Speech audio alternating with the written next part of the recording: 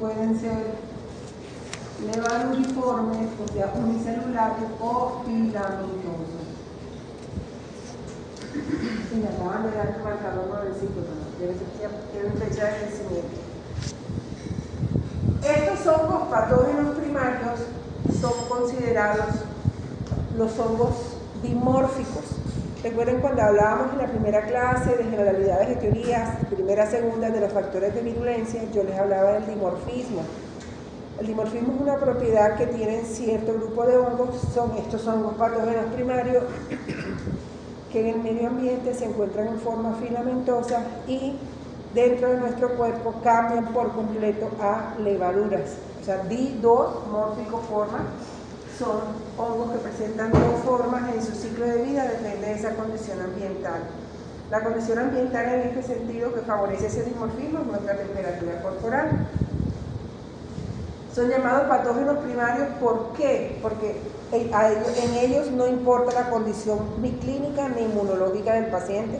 La enfermedad da tanto a inmunocompetentes como a pacientes inmunosuprimidos.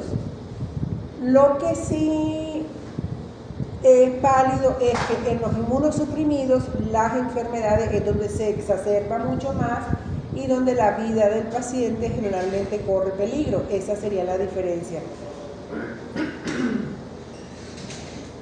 Para estos hongos patógenos primarios, en este sentido de que afectan inmunocompetentes e inmunosuprimidos, aquí los nexos epidemiológicos sí tienen fuerza, sí tienen relevancia.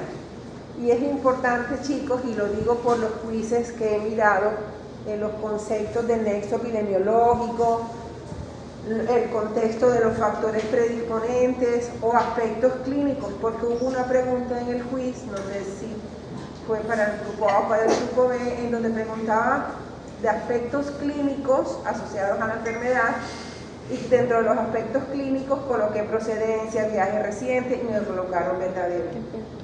Viajes recientes y ocupación no es clínico, son nexos epidemiológicos, entonces hay que mirar bien lo que es un nexo epidemiológico, lo que es un factor predisponente en el paciente y lo que son condiciones clínico-inmunológicas, son cositas muy diferentes. Entonces, para estos hongos patógenos primarios, los nexos epidemiológicos son muy importantes. Direccionan muchísimo la posibilidad o sospecha clínica, en tanto que los 4 hongos dimórficos asociadas a las 4 micosis sistémicas por estos hongos son de zona geográfica o de distribución geográfica específica. Quiere decir, el solo hecho de trabajo, de procedencia, de viaje u ocupación, los va a direccionar a ustedes hacia qué posible micosis es. Porque si bien estamos hablando sobre micosis respiratoria, sobre vías respiratorias, los procesos que dan estos hongos a nivel pulmonar son indiferenciables uno de otro. Quiere decir, si ustedes tienen un paciente con una afectación pulmonar por cualquiera de estos hongos, fácilmente ustedes pueden pensar que es una neumonía bacteriana o que puede ser una neumonía por cualquier otro hongo. O sea, no existe ni signos ni síntomas específicos a nivel pulmonar. Estoy hablando a nivel pulmonar que permita sospechar de cualquiera de estas micosis, pero el nexo epidemiológico automáticamente los va a llevar hacia la posible que puede ser. Entonces miremos a ver cuáles son estos, que ya los vimos los 4 en los talleres: la paracoccidioidomicosis, ocasionada por el hongo termodimórfico paracoccidioides SP, quiere decir varias especies del género Paracoccidioidomicosis producen esta enfermedad.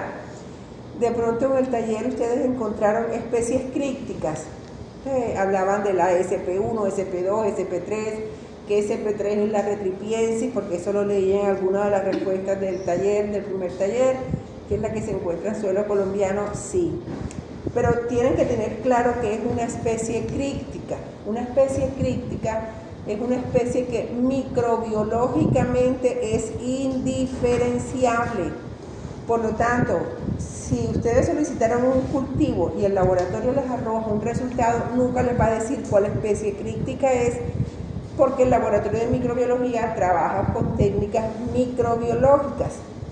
Para poder diferenciar especies críticas se necesitan estudios genéticos. Entonces eso es importante que ustedes lo tengan en cuenta, lo conozcan, lo sepan.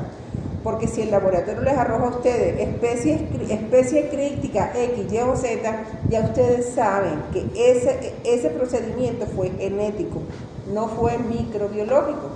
Porque las especies críticas, pues yo les digo, microbiológicamente son indiferenciables, y para la micosis hay especies críticas, y la especie crítica 3 es la que está en suelo colombiano, que es la que se supone que se llama Restripiensis, es la que está en suelo colombiano. La zona geográfica, climas templados, en Colombia es foco endémico a nivel mundial, el eje cafetero y la Sierra Nevada de Santa Marta. Colombia tiene dos focos, el más grande es la parte central del país, que es la zona del eje cafetero y sus cercanías, y en la costa caribe colombiana, la Sierra Nevada de Santa Marta y sus alrededores, que todavía mantengan esas características de esos suelos y ese clima. Miremos entonces los exámenes desde el punto de vista microbiológico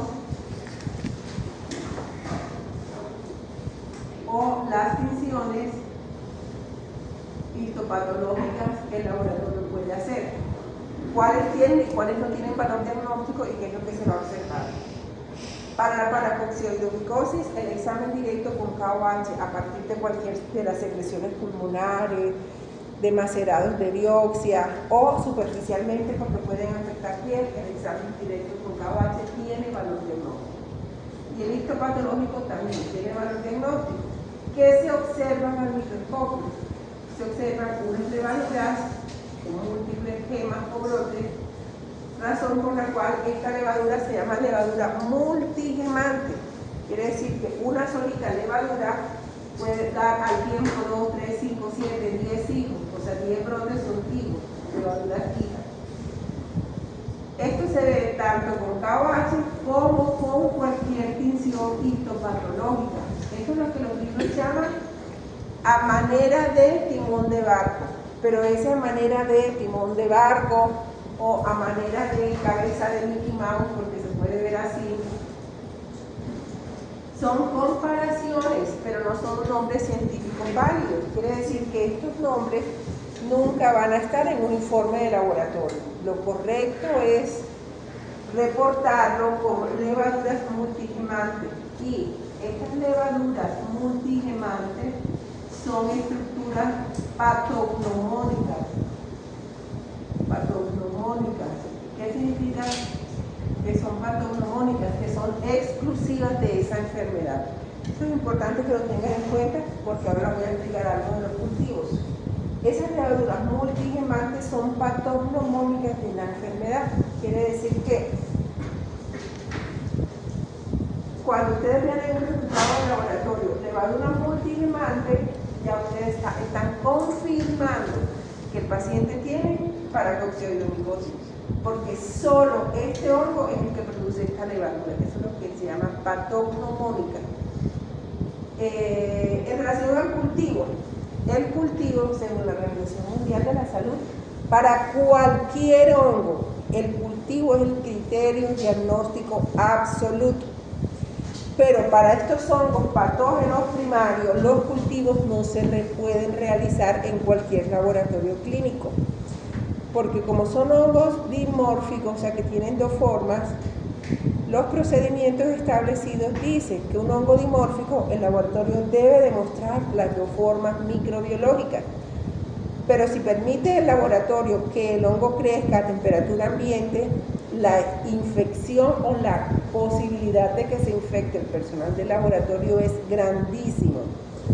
Por lo tanto, la OMS hace aproximadamente más de 20 años dijo, no señor, no va más. Porque hubo un tiempo en que muchos laboratorios inclusive tenían que ponerse en cuarentena por el hecho de que el personal del laboratorio o que trabajaba en ellos pues comenzó a infectarse y a enfermarse, y era una cuarentena, o sea 40 días laboratorio cerrado con personal en tratamiento.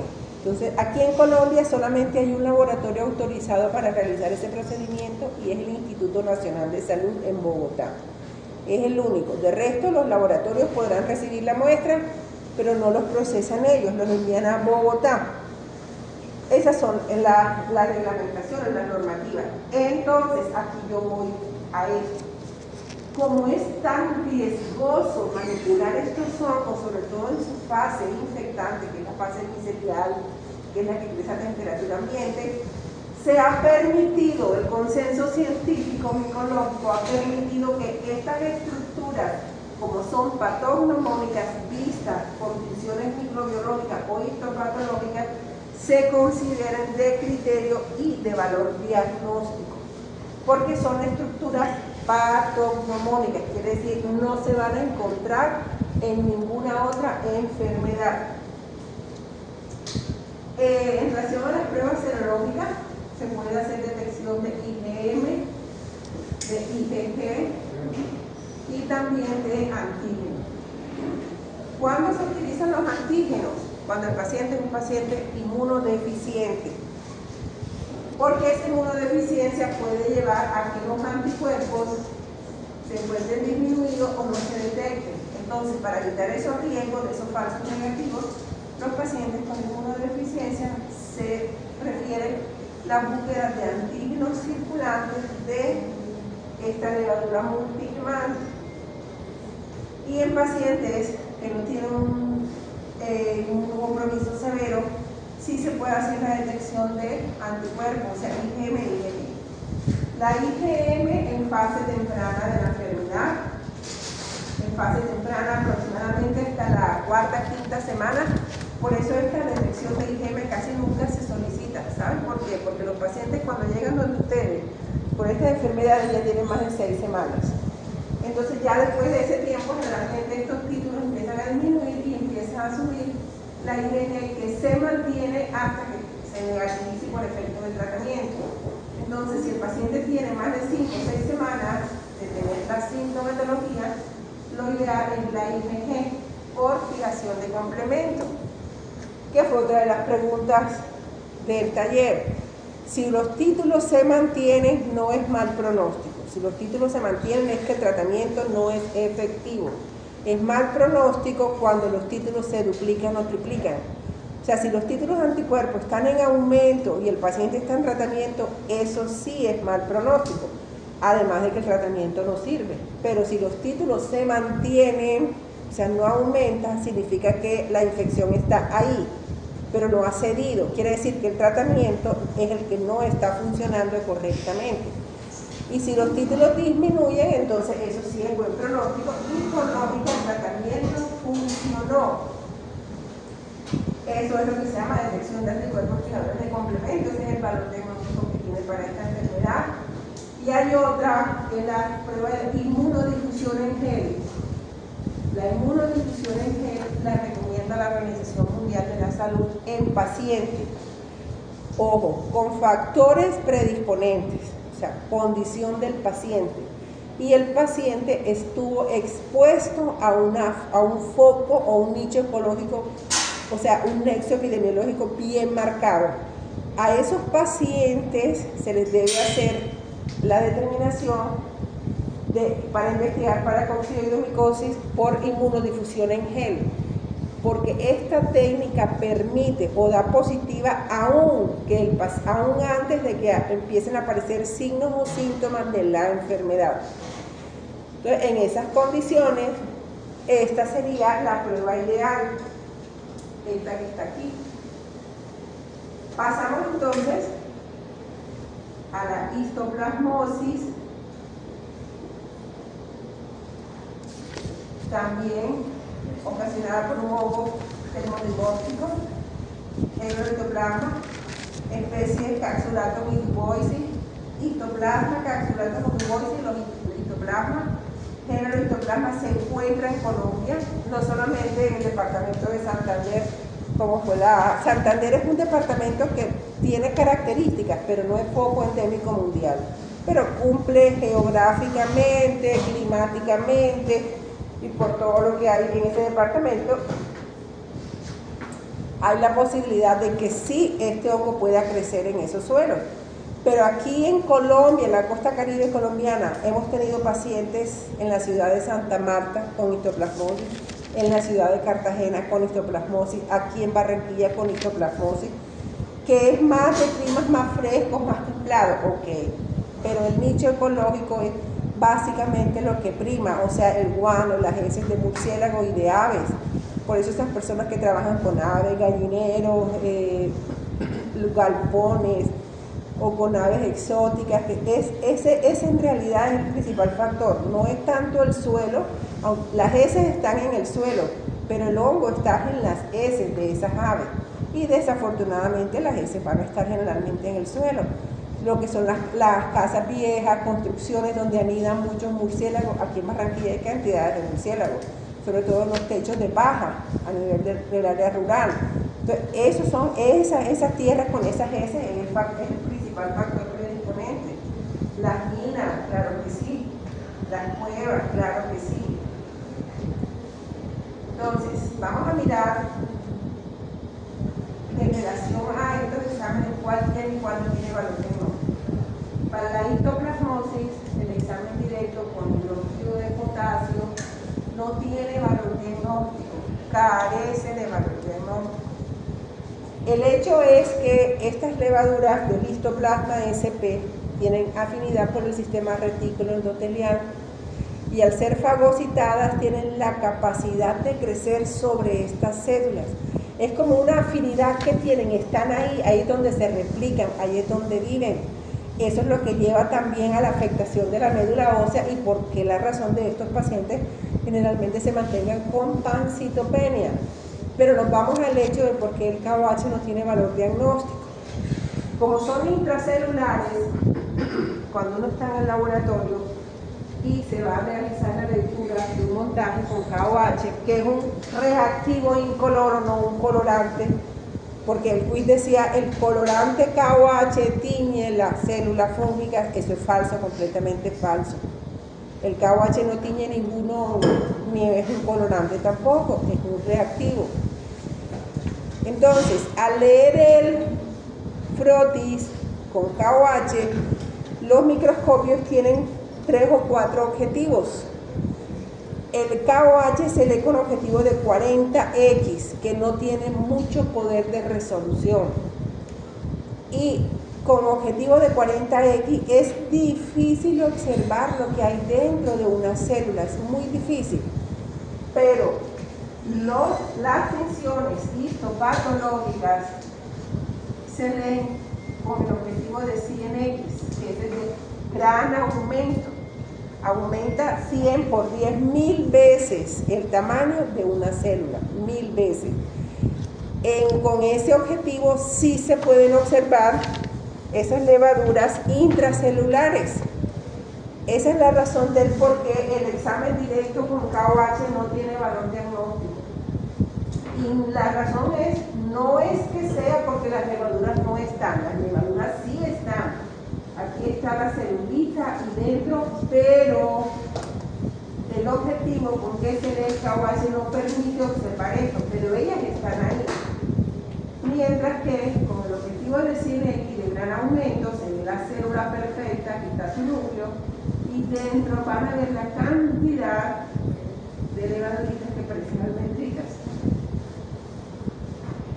¿Qué tinciones se utilizan para esta y para esta? Las funciones histopatológicas que se prefieren son la de Delta, la de Paz, hematoxina, iosina y gomorigropol, pero tienen mejores resultados Paz y gomorigropol, son las dos que tienen los mejores resultados. El cultivo exactamente lo mismo que el anterior, aplica exactamente igual, en ese sentido no se debe realizar. La detección de antígenos aplica exactamente igual para pacientes con inmunodeficiencia. La detección de IgG e IgM exactamente igual que para paracoccidiomicosis, lo que es que la inmunodeficiencia es diferente. Solamente aplica para paracoccidiomicosis y la explicación que ahorita. Pero lo que es la titulación de anticuerpos fijadores de complemento, todo es válido.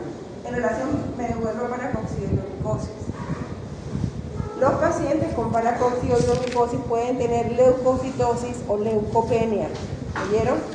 Pueden tener leucocitosis o leucopenia, y esa leucopenia algunas veces va acompañada también de pancitopenia, dependiendo del estadio de la enfermedad.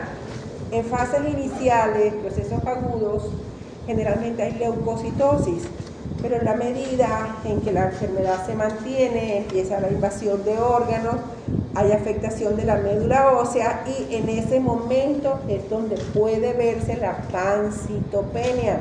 En pacientes con paracoccidioidomicosis puede o no haber pancitopenia, es normal, porque depende del estadio de la enfermedad. Mientras que en la histoplasmosis siempre va a haber pancitopenia, porque es la afinidad que tiene el hongo por las células del sistema retículo endotelial e invasión de médula ósea. ¿Vieron? Esa es la diferencia. La tercera, la coccidioidomicosis.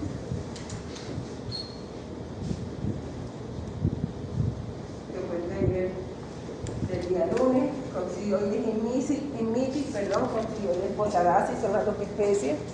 Coccidioides es el género que es considerado el hongo más virulento que existe con mayor potencial biótico. En Colombia hay foco endémico, la Guajira, porque este hongo prefiere climas cálidos, secos, suelos desérticos, con pH alcalinos y ricos en minerales. Anteriormente se decía que coccidioide era solo en Guajira. Ya hoy en día se ha visto por estudios de delimitación epidemiológica que al norte del departamento de Sucre, del Cesar, incluyendo Córdoba, se han visto ya por estudios epidemiológicos la presencia de este hongo. ¿Ustedes saben cómo hacen esos estudios epidemiológicos? ¿Con qué pruebas?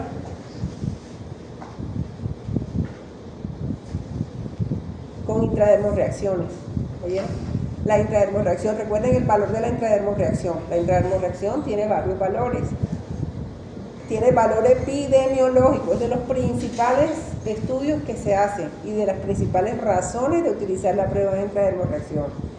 Quiere decir que hace algunos años hicieron un estudio porque estaban presentándose pacientes que nunca habían estado en la Guajira con coccidioides, pero vivían en el departamento de Sucre o del Cesar, y comenzaron, eso llamó mucho la atención y comenzaron a hacer, eso fue un estudio que se hizo hace como 13 o 14 años. De hecho, nosotros tuvimos aquí en la universidad un paciente con coccidioidomicosis tratado por el doctor Correa. Yo no sé si Álvaro todavía les da la parte de dermatología en sexto.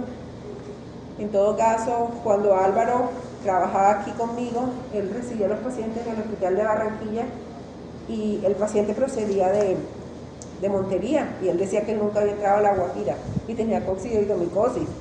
Eso fue más o menos para esa época, y eso fue reportado al Instituto Nacional de Salud, y comenzaron a hacer investigaciones de delimitación epidemiológica y comenzaron a hacer intradermorreacciones con coccidioidina, y la sorpresa fue que muchas personas que nunca habían estado enfermos con la coccidioidomicosis estaban dando reacciones positivas y no habían entrado a la Guajira, lo que denota que sí, ya en esos departamentos, en los suelos más al norte, con más secos, más áridos, con pH más alcalino, ya hay coccidioide en esos departamentos. Entonces, así es como se amplía o se delimita una zona geográfica, ¿ya? Con estudios.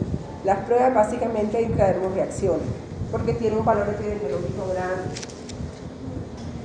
Entonces, de hecho, la plaquita que van a ver de coccidioidomicosis es de ese paciente, o sea que esa plaquita tiene ya 12 años de estar aquí en la universidad.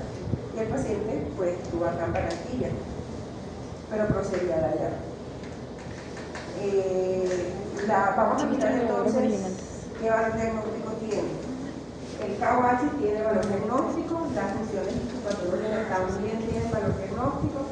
¿Y qué se observa? Unas estructuritas, como el terreno de la cobanada, de doble pared, en donde pueden a su vez tener otras estructuras externas. Estas estructuras se llaman esférulas. Se observan tanto con KOH como en el histopatológico. Y estas estructuritas que están aquí se llaman endoscorias. Pero ojo, la que tiene o la que es estructura patognomónica es la férula. Independiente que tenga o no tenga endosporas, la presencia de esta palabra esférula indica y confirma que el paciente tiene una coccidioidomicosis, lo que quiere decir que la forma patognomónica de la enfermedad son las esférulas, no son las endosporas, son las esférulas. Así como aquí, estas levaduras intracelulares se consolidan la forma patognomónica de la histoplasmosis. En estos pacientes siempre va a haber leucocitosis, independiente del estadio, siempre hay leucocitosis. Siempre va a haber una eosinofilia marcada. A su vez también hay una inmunoglobulina E elevada, siempre, en cualquier etapa de la enfermedad. La razón es un componente alérgico, pero la razón científica de que esos eosinófilos y de que esa inmunoglobulina E esté tan elevada para esta micosis, aún no se sabe exactamente el por qué se mantienen esos dos componentes elevados, uno en sangre y el otro en suelo, pero es una característica de esta enfermedad. El cultivo, bueno, aplica igual para todos, y la detección de antígenos y de anticuerpos IgM y IgG es exactamente igual que para la paracoccidioides y que para la histoplasmosis. Aquí lo que cambia es el antígeno que se utiliza. ¿Ya? Si sospechamos de paracoccidioidomicosis con paracoccidioidina, o sea, lo que va a cambiar es el reactivo, pero el fundamento y la selección de la prueba es exactamente la misma. Y la última de las patógenos primarios, la blastomicosis, esta sí no está definida en suelo colombiano. Aunque por ahí hay un par de artículos, la joven que está con uniforme azul turquí, por favor, la bata, el gorro y el tapaboca.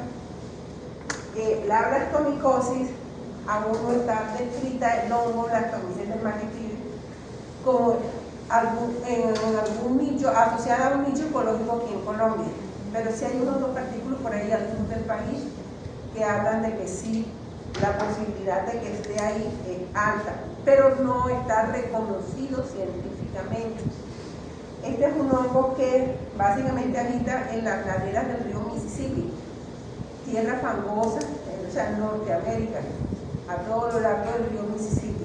Estas son las personas. Ese es el nexo epidemiológico fuerte para esta micosis, la procedencia, la isla de Estados Unidos, el estado cerca de estos ríos, las características de esas zonas fangosas alrededor de los ríos. Eso es un nexo epidemiológico de la enfermedad. Ahí el factor predisponente del paciente sería su ocupación. O sea, el paciente se dedica a, o el paciente tiene algo de la blastomicosis. El examen directo con KOH tiene valor diagnóstico, la histopatología tiene valor diagnóstico. Lo que se ve es lo siguiente: una levadura unigemante, uni o mono, es lo mismo. Algunos libros dicen unigemante, otros libros dicen monogemante, pero uni o mono significa uno. Uni o mono significa uno, o sea, un solo hijo al tiempo. Pero aquí no es esto lo importante es esto que está aquí. La unión entre la levadura madre y la levadura hija es muy ancha. Esto es único en este hongo. Por eso se dice que la estructura patognomónica es la presencia de una levadura uni o monogemante con base de implantación, donde se implanta el hijo, con base de implantación ancha. Esto es la estructura patognomónica de la enfermedad. El resto de las levaduras, que existen, hacen esto, o sea, el punto de unión es estrecho. La única levadura que hace esto es el Blastomyces dermatitis. Por eso es una estructura patognomónica. Por eso, como no se pueden hacer los cultivos, se aceptan con criterios de valor diagnóstico, porque son estructuras patognomónicas. Y La serología aplica igual, lo que cambia es el reactivo. Lo que cambia es el reactivo para investigar por nexo epidemiológico, por digo. El nexo epidemiológico orienta mucho, la clínica muy poco. Y los oportunistas son causados por levaduras. Veamos entonces la primera, la de mayor distribución universal, que es la candidiasis, ocasionada por una levadura del género Candida, muchas especies asociadas. La candidiasis es un hongo levaduriforme, es un hongo de distribución universal, y aquí, para las micosis sistémicas profundas o diseminadas, el nexo epidemiológico se pierde, ¿vieron? Se pierde. Aquí el nexo epidemiológico pierde mucho peso. Aquí la condición que gana mucho peso es la condición clínica e inmunológica del paciente. O sea, son todos esos factores asociados al paciente los que pesan para que este hongo produzca la enfermedad, este y cualquiera de los otros que siguen. La cándida, que es importante que conozcan, que se encuentra haciendo parte de nuestra microbiota. La tenemos en piel, la tenemos en vías respiratorias altas, la tenemos en vías digestivas, y las mujeres la tenemos en vagina como microbiota. Por lo tanto, esos resultados en el laboratorio que arrojen el crecimiento de cándida, ustedes tienen que saberlo interpretar y valorar, porque es una levadura que está dentro de nuestro cuerpo, en ciertos sitios, y ya sabemos en este momento en qué sitios se encuentra siendo parte de la microbiota. Entonces, ojo con esos sitios, sobre todo las infecciones a nivel de pulmonar. Porque si el paciente, la muestra es recogida por esputo espontáneo, o sea, muestra no invasiva, esputo espontáneo. Esputo con lavado broncoalveolar es muestra invasiva. Entonces, esputo espontáneo, muestra no invasiva, pasa el esputo, pasa la secreción por vía respiratoria, puede arrastrar cándida, puede crecer en los medios de cultivo y el laboratorio lo puede reportar. Ya está a criterio de ustedes valorar ese resultado en el laboratorio. Ya tienen que mirar la clínica del paciente, tienen que mirar otros estudios serológicos, en fin, otras formas de apoyo de valor diagnóstico. Miremos a ver los exámenes. El KOH, las tensiones microbiológicas y las tensiones histopatológicas. Vean lo que voy a colocar aquí. Se ven y se ven. ¿Qué se ven? Levaduras. Se ven levaduras. Hasta ahí nada más. Quiere decir que un KOH, cualquier tinción de Gram, cualquier tinción de Nielsen o microbiológica, o cualquier tinción histopatológica, va a evidenciar la presencia de levadura, como en el caso que está aquí. Esto es una tinción de Gram, esto es un KOH, se ven levaduras. Quiere decir, se confirma que el paciente tiene una infección por levadura, pero esa levadura no es una estructura patognomónica. No podemos decir que sea una cándida. Ahora bien, debido a la alta incidencia y prevalencia de la candidiasis a nivel mundial, eso es cierto, generalmente el cerebro de uno lo lleva, dice levadura, automáticamente el cerebro se va a cándida, pero puede que no sea. Entonces no podemos decir, por lo que se está viendo microscópicamente, que sea una cándida, sino levaduras. Por lo tanto, ayuda a confirmar o descartar en ese sentido, pero en ningún momento es una estructura patognomónica para cándida, porque otras levaduras pueden verse exactamente igual. En este sentido, es muy importante el cultivo, sí o sí el cultivo. El cultivo va a confirmar género y va a confirmar especie, 1. 2. Permite a través del antifungigrama conocer sensibilidad, patrón de sensibilidad o resistencia de la levadura a los antifúngicos, porque tristemente, a pesar de que es el hongo que les va a quitar el sueño a ustedes, porque es el hongo con el que se van a tropezar todos los días, en cualquier especialización que ustedes quieran hacer. Ginecología, pediatría,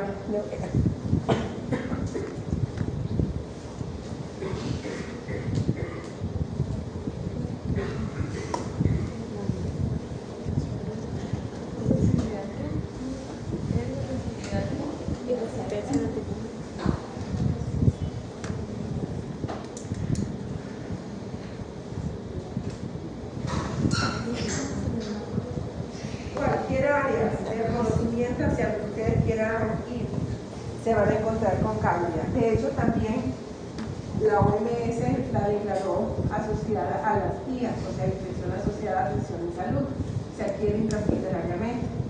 Y la infección puede ser de naturaleza endógena o de naturaleza exógena. Y tristemente, la Cándida es el hongo que más resistencia a los anticuerpos expresa, sobre todo a los azoles. Y ahí es cuando hay que reemplazar azoles por echinocandina. Cuando yo se los decía cuando vimos antifúngicos y resistencia, reemplazar los azoles por echinocandina, que todavía no han hecho mucha resistencia. Entonces, ese es el cultivo. Además del cultivo, se puede hacer el hemocultivo, o sea, cultivo de sangre, cuando hay candidiasis diseminada, pero 50-60% de positividad, y la detección de antígenos o de anticuerpos circulantes frente a antígenos específicos. Si nosotros nos quisiéramos hacer una determinación de ciertos antígenos de Cándida, a todos nos va a dar positivo, porque muy posiblemente todos tenemos Cándida como parte de nuestra microbiota. Pero hay unos antígenos muy específicos que son de superficie de pared celular, que solo se producen cuando la levadura se multiplica exageradamente, que son exoantígenos. Y estos son los antígenos de superficie que se tienen que investigar, y esos antígenos predicen que el paciente puede tener una candidiasis diseminada. Esta levadura del género Cándida, además, estas levaduras son las que pueden germinar y producir hifas verdaderas. Pero en ese producir hifas verdaderas, ellas empiezan así, con una colombinita, y esta colombinita va creciendo, creciendo, y después va a formar la hifa verdadera. Esto que está aquí es lo que se llama tubo germinal. De hecho, es una prueba que se hace en el laboratorio y en el tercer microscopio que está aquí. Tubo germinal. Hoy en día existen unos anticuerpos que se detectan en sangre frente a antígenos de tubo germinal. O sea, es súper específica. Quiere decir que la hifa, la levadura que hace hifas, solamente la hace para diseminarse. Cuando la levadura hace parte de la microbiota, no hace hifa.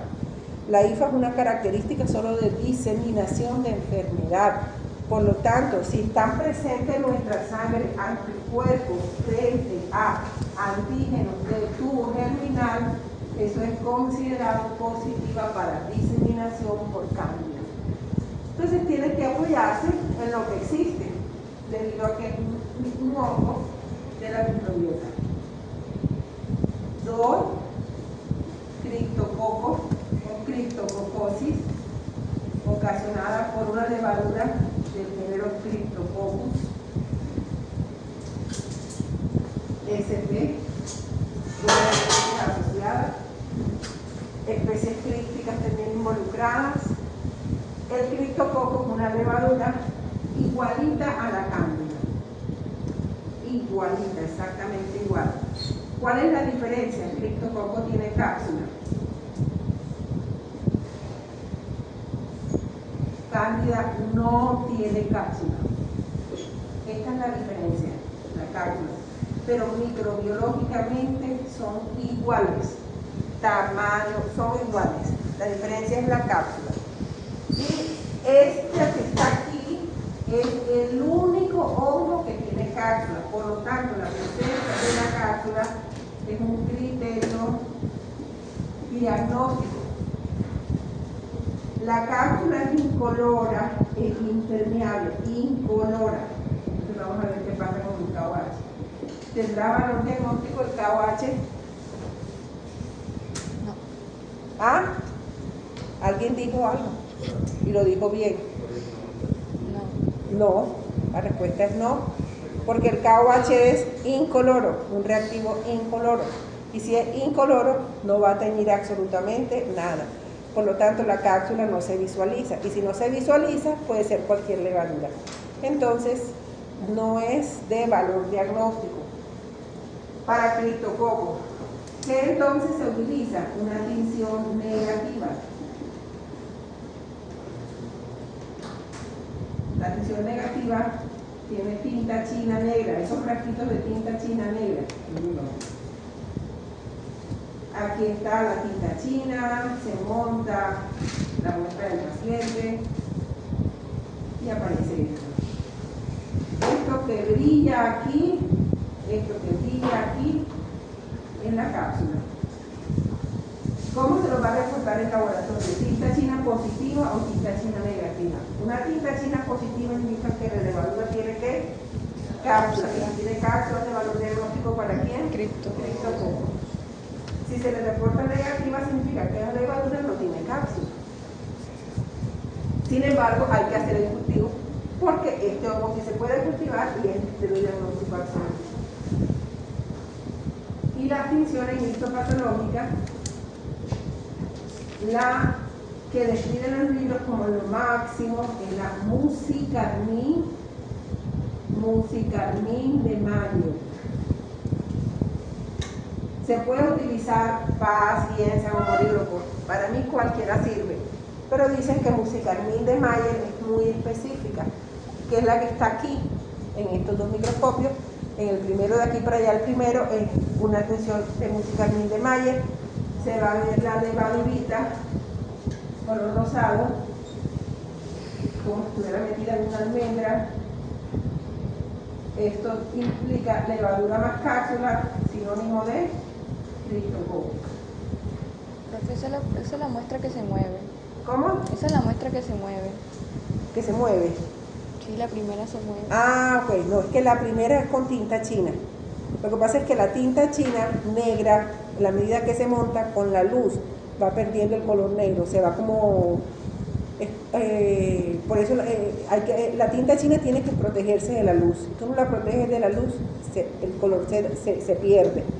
Entonces, se está moviendo porque es un montaje en fresco, es con tinta china. Todavía ves desplazamiento. Y esto no, en la otra no la vas a ver porque es un frotifijo. Ya es un frotifijo.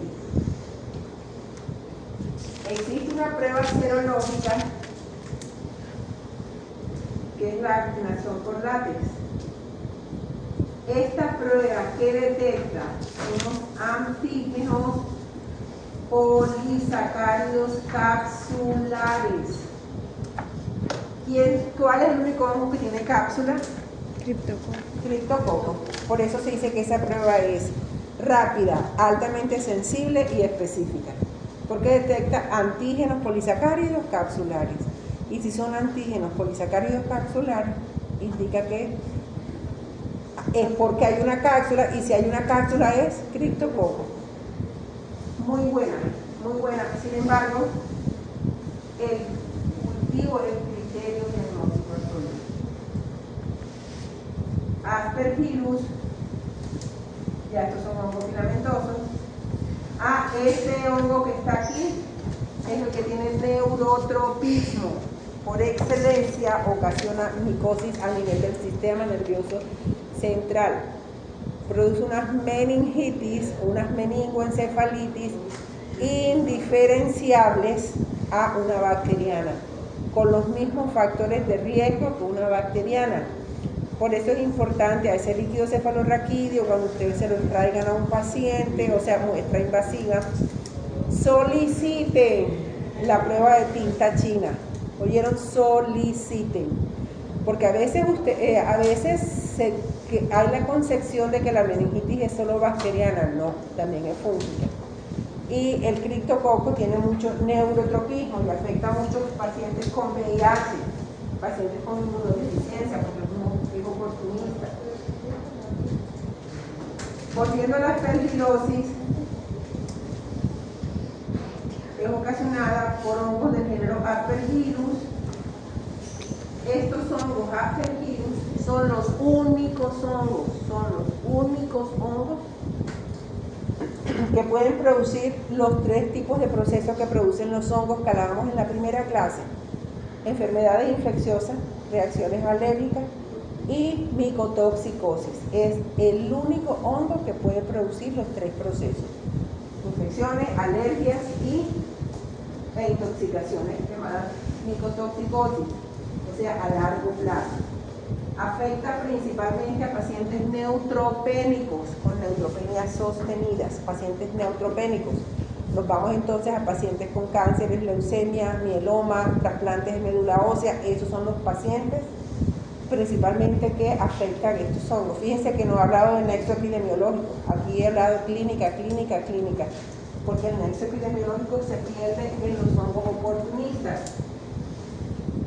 Y así como puede ocasionar infecciones, alergias y micotoxicosis, en los estudios microscópicos se ven dos cosas. Hay dos cosas completamente diferentes.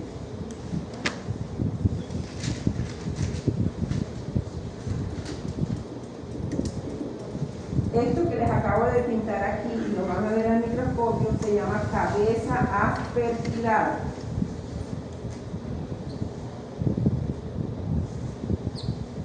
Y esto que está aquí, que les estoy dibujando,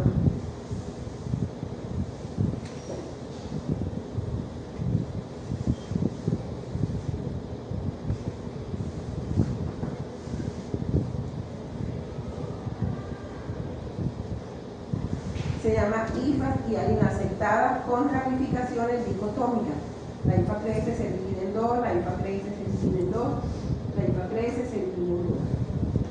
Son dos estructuras patognomónicas, dos, donde se presentan las cabezas aspergilares. Las cabezas aspergilares se presentan en las otitis por Aspergillus, en otitis por Aspergillus y en aspergilomas. Los aspergilomas son masas fúngicas que aparecen en pulmones y cerebro, generalmente en pulmones de pacientes que han tenido tuberculosis o que tienen tuberculosis en cavitaciones preexistentes, pero también se pueden presentar a nivel de sistema nervioso central, o sea, en cerebro. Son aspergilomas. Quiere decir que las cabezas aspergilares se asocian a infecciones en oído, aspergilomas pulmonares o aspergilomas cerebrales. Y en el resto de las infecciones por Aspergillus, que como característica tiene ser un hongo termotolerante. Ojo, termotolerante no es dimórfico. Termotolerante es que se adapta a nuestra temperatura corporal. En el resto de las infecciones sistémicas y diseminadas de los Aspergillus se observan hifas y harinas septadas con ramificación dicotómica. Valor diagnóstico. De igual forma, hay también, se pueden usar detección de antígenos o detección de anticuerpos. El cultivo es importante porque hay que saber cuál es el Aspergillus, o sea, qué especie es. Porque el Aspergillus más virulento es el Aspergillus fumigatus, es el más agresivo. Entonces es importante el cultivo para saber qué especie de Aspergillus es. Y la última son la cigomicosis o aspergilosis.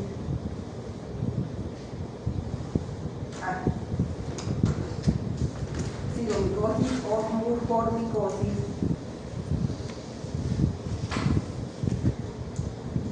Esta micosis es ocasionada por varios hongos, son aproximadamente como unos 15 géneros, estoy hablando de especies, como unos 15 géneros, pero el más importante de distribución universal de mayor frecuencia e incidencia se llama Rhizopus, R-H-I-Z, Rhizopus,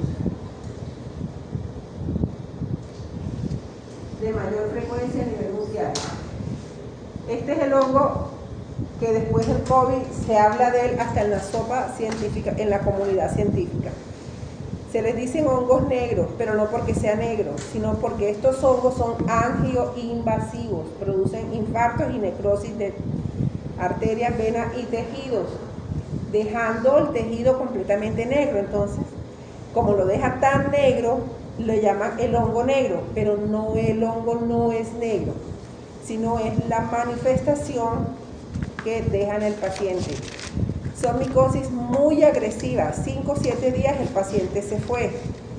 Muchos pacientes COVID murieron por este honguito, ¿ya? Muchos pacientes COVID, muchísimos pacientes COVID murieron por este hongo, Rhizopus, y a raíz de eso ustedes pueden entrar a internet y buscar COVID y hongos negros sin ni siquiera poner COVID, sino Rhizopus, hongo negro, y todos los artículos que le van a aparecer es COVID y Rhizopus. O sea, parece que fueran como siameses. Y se ha investigado mucho la relación del por qué los pacientes con COVID fue un factor predisponente para este hongo, que fue el que acabó con estos pacientes en realidad, sobre todo en Europa. Entonces es un hongo, que era lo que les decía cuando hablamos de las generalidades y de las hifas, el que tiene las hifas anchas, o sea, las hifas macrosifonadas y alinas aceptadas. Por lo tanto, un resultado de laboratorio con estas hifas, chicos, corran porque el manejo que le tienen que dar al paciente a ustedes es completamente diferente, no solamente de antifúngico. O sea, todo el manejo que se le da a estos pacientes tiene que cambiar, porque tristemente el paciente se va y la incidencia de diagnóstico es altísima con mortem, o sea, después de muerto el paciente, ya para qué, es cuando se sabe que tuvo estos hongos.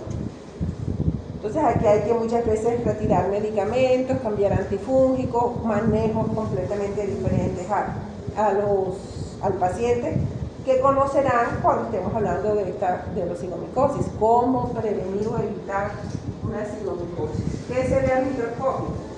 La hifa macrosifonada y alina aceptada. Aceptada también es lo mismo que cenocítica.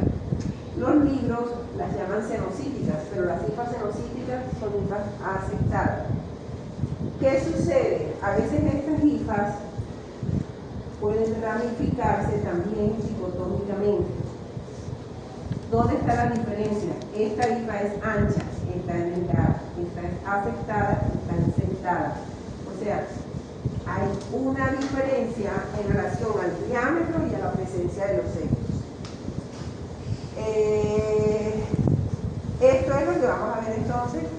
Vamos a ver las levaduras multigemantes, vamos a ver las levaduras intracelulares, vamos a ver las células. De esto no tengo placa. Vamos a ver las cándidas con GRAM, vamos a ver la cándida con KOH, vamos a ver el tubo germinal, vamos a ver el criptococo con tinta china y con vitamina de malla, y van a conocer las hifas hialinas aceptadas dicotómicas, a reconocer estas hifas macrosifonadas que ya las conocían, y van a conocer las cabezas aspergilares. Antes de terminar, las cabezas aspergilares, ojo, las cabezas aspergilares también se ven en los cultivos, ¿oyeron? Así como se ven en las biopsias, se ven en los cultivos, exactamente igual.